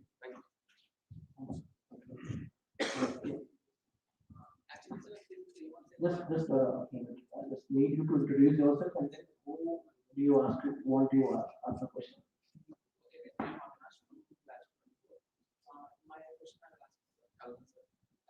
My question is, I 3 months ago I'm working in a semiconductor industry. Particularly, I work in a research and development. If I am working till the end product, I'm able to come up with a product which costs me 1 or 5 rupees to make for my company. So, but the thing is, there are many companies like 10 or 12 companies which will offer my company at 100 rupees. So obviously, my company will not take my design. Obviously, it will take outsource the product, and obviously it will come in parts and it will get assembled in India and it will make made in India. So, for a 75-year legacy company and 25,000 crore market capital, if my company is facing that kind of issues in manufacturing a product in India, how it is encouraging for a new players to take up this field as a semiconductor? That's a very good question. Now, so can I designate you as a prospective startup? Right. Now, let me also give the entire house a little perspective of the startups. Right. You're in tech space. Now, the problem is that till you reach a product where you want to reach in terms of the TRX, okay, that is the technology readiness list guidelines, you will reach a particular level and your innovation will stop there.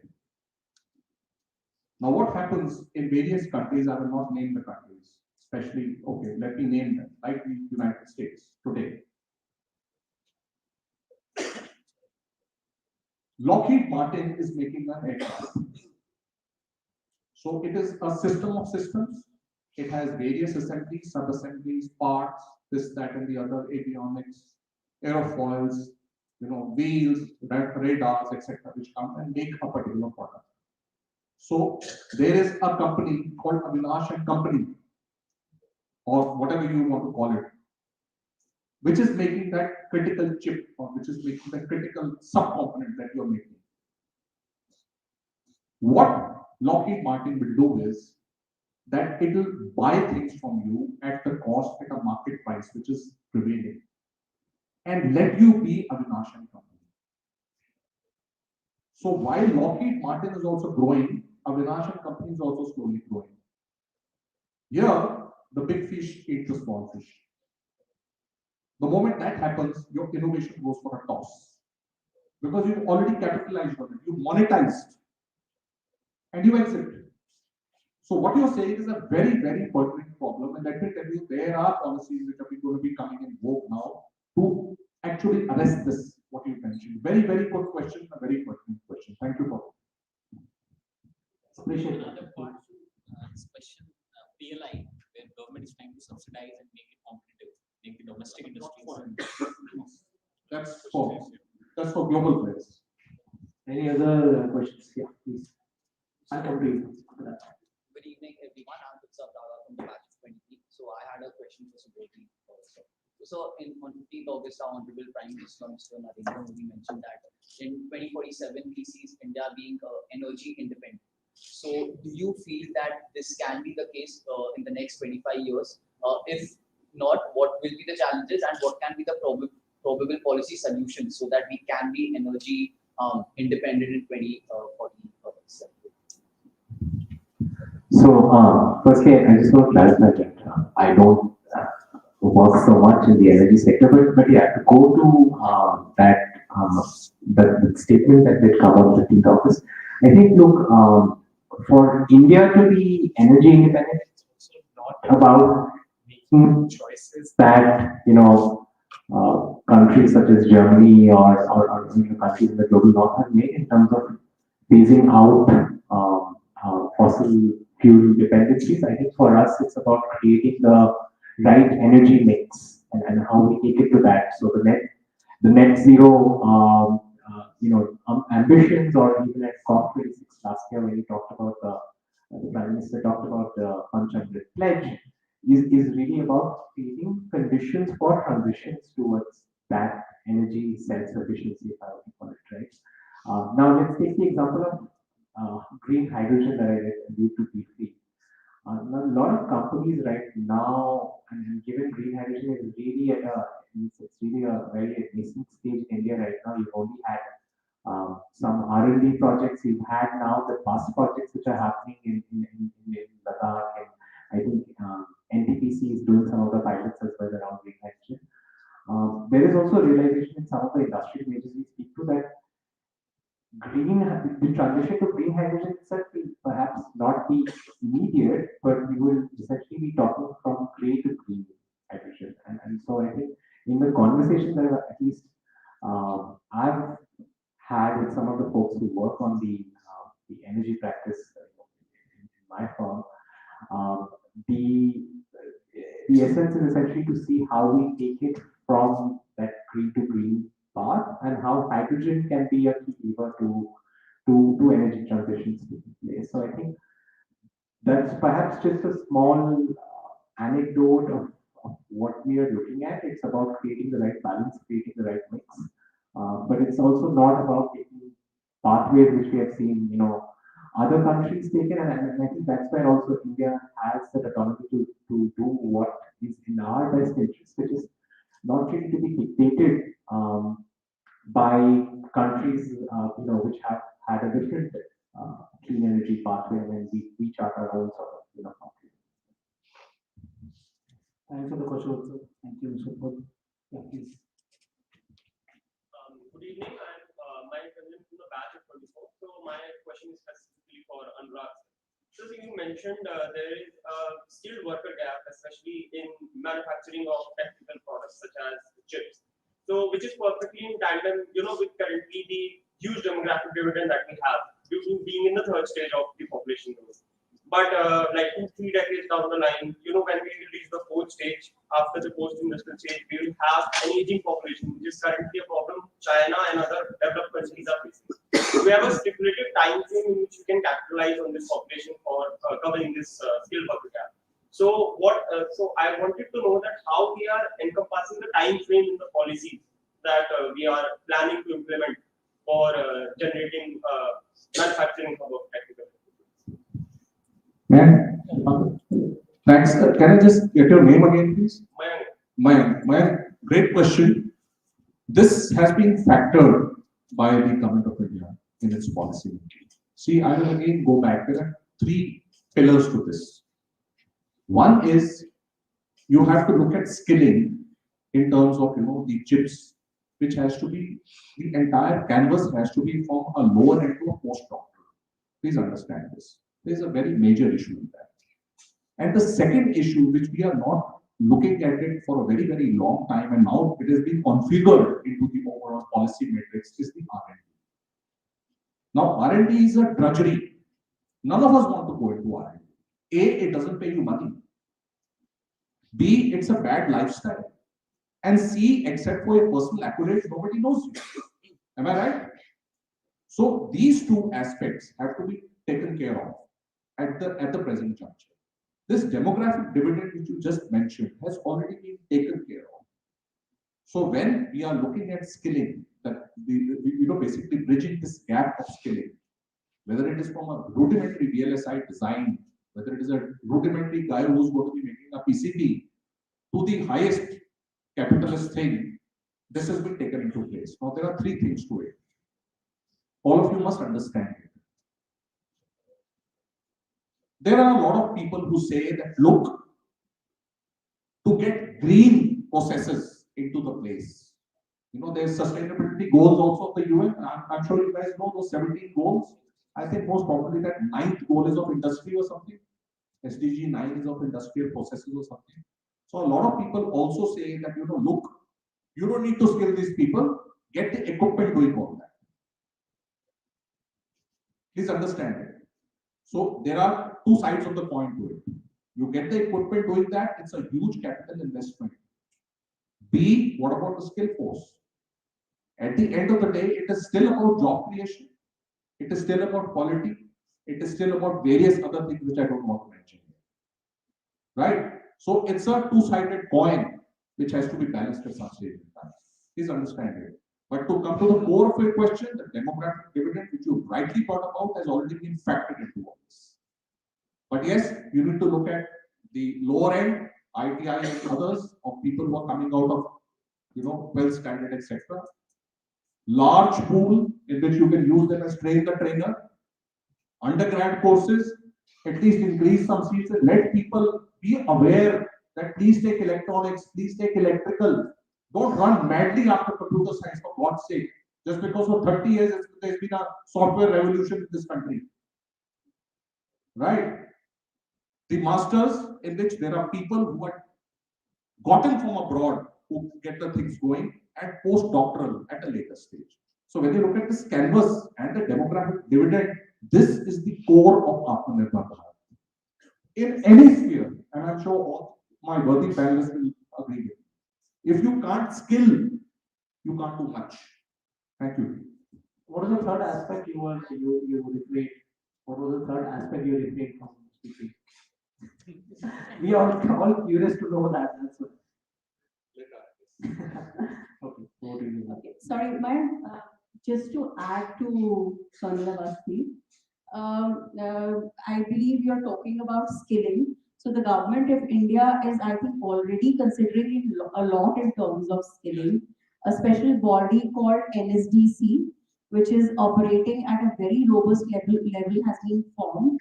There are MOUs and tie-ups with IITs in place because we want to democratize, technical education for various fields. So far it is just kind of a legacy of intellectual elite of India and available to a very select section.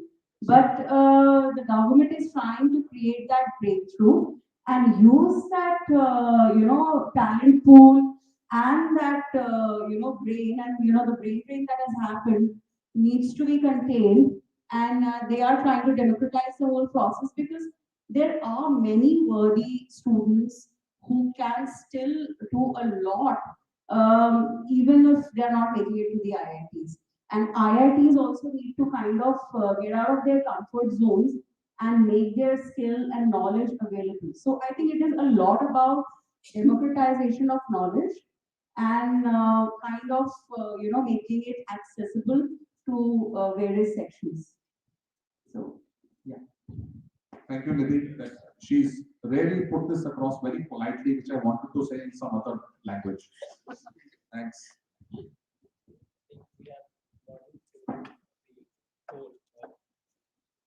We are at 7, so if you allow, we can take. Okay. I didn't expect ये 7 बजे चल जाएगा, but I think Utsav was very positive that it will happen, right? So he is a veteran in this. Yeah, please. Good evening, everyone. Akshay from the batch of 24. So, I wanted to know from Ravi sir specifically that this is conventional wisdom, and this was also, I believe, reiterated by Supradeep sir, that trade, price, and the country is able to integrate itself better into GPCs by lessening the tariffs and removing them. So I wanted to know from Ravi sir, why did the government of India, instead of reducing tariffs, is continuously hiking tariffs on certain imports and is instead ushering into schemes such as PLI? Make it Indian. Well, I'm not sure specifically which products are you talking about, but PLI scheme per se, if because you said why government of India is hiking tariffs for certain products. So obviously, when you hike tariffs for certain products, you want to encourage domestic industries and domestic manufacturing players to get a level playing field, so that the imports become costlier. And the PLI scheme is again, so this all, if you look at it, it all adds up to this entire thought of Atmanirbhar Bharat and ensuring that we have independent, robust global supply chains, and we don't have dependency on any particular country for all our essential needs. And this entire thought process got accelerated during COVID times also.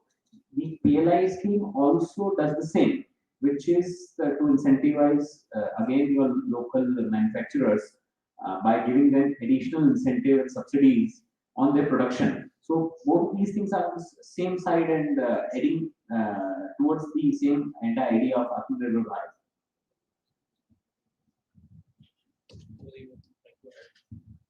Yeah, just maybe short bit. I would add that yeah, I think further to what Ravi said is that PLI scheme are also not meant to be there for eternity in terms of what they are envisaged, and the idea is to also hit certain scale thresholds because they are target based. They are not like sort of freebie kind of subsidy kind of thing that you get just by merely being a participant to the PLI. There are quite scale of targets from year 1, year 2, year 3 that means set. And now as they're looking at PLI 2.0, it's essentially going to be you could say a modifications to the conditions, etc. I think there's also growing recognition that it will be there to see that we both have those targets for both meeting domestic capacities as well as how in not just being Make in India but Make in India for exporting out of India. So I think these are two sort of twin objectives. That's the get to know. Deepak, may I please? I didn't get your name. Hi. What Subodhik has said, all production linked incentives are means to an end. They are not an end. Right? It is to just kickstart the process, make it reach a particular level, like a parabola, reach the vertex, and thereafter let it be on a self-sustaining mode. So don't take PLI too far. So PLI doesn't mean that you are always going to be living in subsidy Raj. You have to start with some funding, reach a particular datum, thereafter be self-sufficient, and then continue being part of the progress curve in the country. Please understand this. Don't try to mix up on these two issues of tariffs and PLI. I think on behalf of all the panelists and we would like to extend our heartiest thanks to you, everyone, for listening us very patiently and enthusiastically participating also for these questions. So I think thank you. Any last words from your end for this session? Some words of motivation for our upcoming folks. When we were children, I'm not talking about them, they're all young. I was waiting for you to speak. When we were children, I'll give you who likes football? Yeah. What club do you like? I like you already. Fantastic. Glory, Man United. Right? Okay. So in football, and let me give you an analogy, most of you like football. When we were children, I could play center forward. But my parents told me, no, play defender. Apna goal nahi hona chahiye. That was India then. Now India is, if you can play center forward, play center forward. Apna goal ho jayega to dekhe. Right? Just imagine this. Play center forward. No problem. The state is there, your parents are there, the society is there, the ecosystem is there. You should take the risk. Just do it. Attack is the best defense. Absolutely. So though we lost 6-3 last week, I'm very sad for that. But anyway, let's continue. Harjeet to lagi rehti. Thank you so much, actually.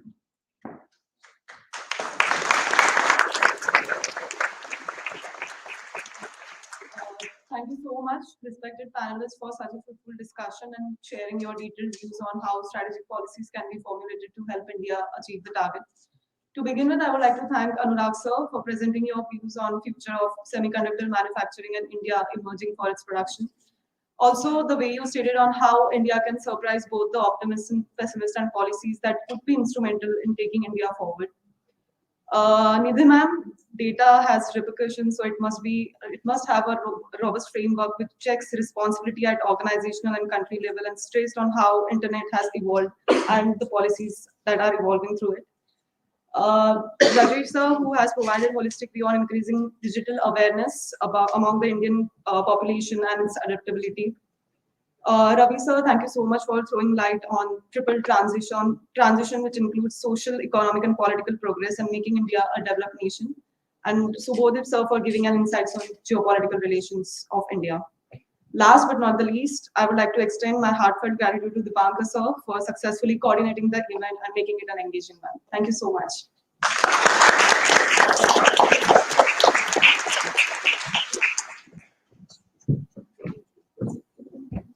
Now, moving forward, we are delighted to launch the annual strategy magazine, Strategos 2022 of IIFT Delhi, conceptualized and designed by Socrates, the Strategy and Consulting Club of IIFT Delhi. The magazine is a culmination of strategy concepts, guesstimates, and articles from students of various B schools across the country. The articles provides a diverse perspective on various topics such as India being a manufacturing hub, a permanent member of the Security Council, and an economic superpower by 2047. We would like to thank everyone for such an overwhelming response to the article writing competition held last week. And I would request the panel members to just launch the magazine. So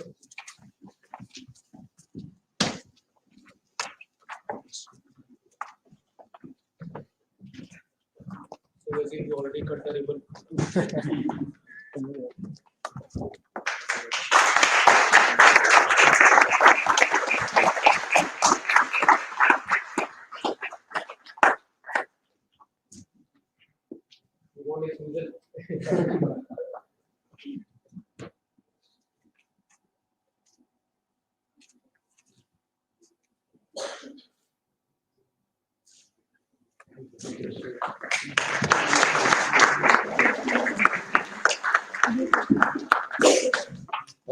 As a gratitude of thanks, we would also like to present the mementos from Team Socrates and IIFT Delhi to each of our panelists for giving us a prestigious time and gracing us with your presence. Can we take this?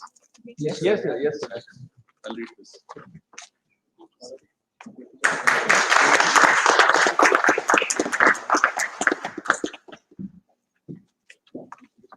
Thanks. Thank you.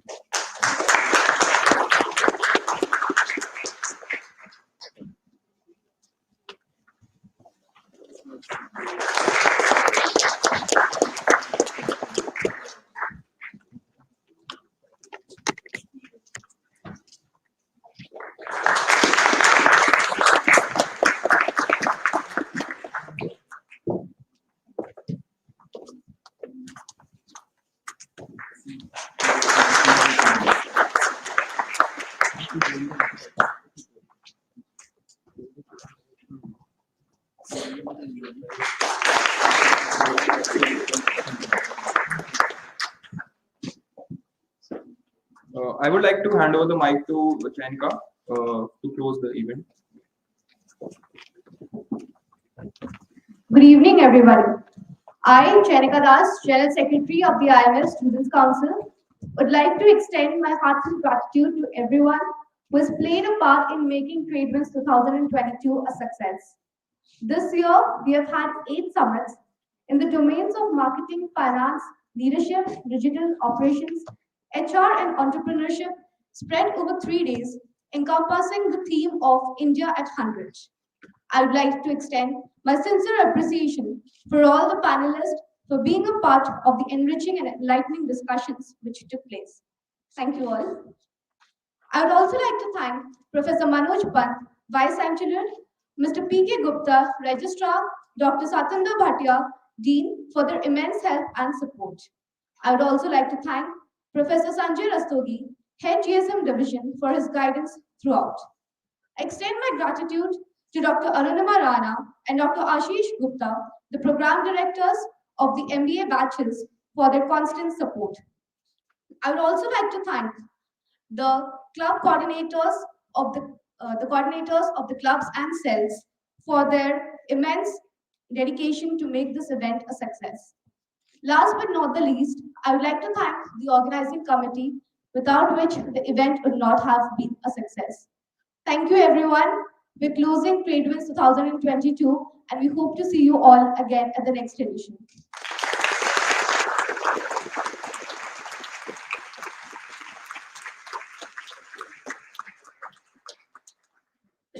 Ma'am, sir, we request you to please proceed for refreshments.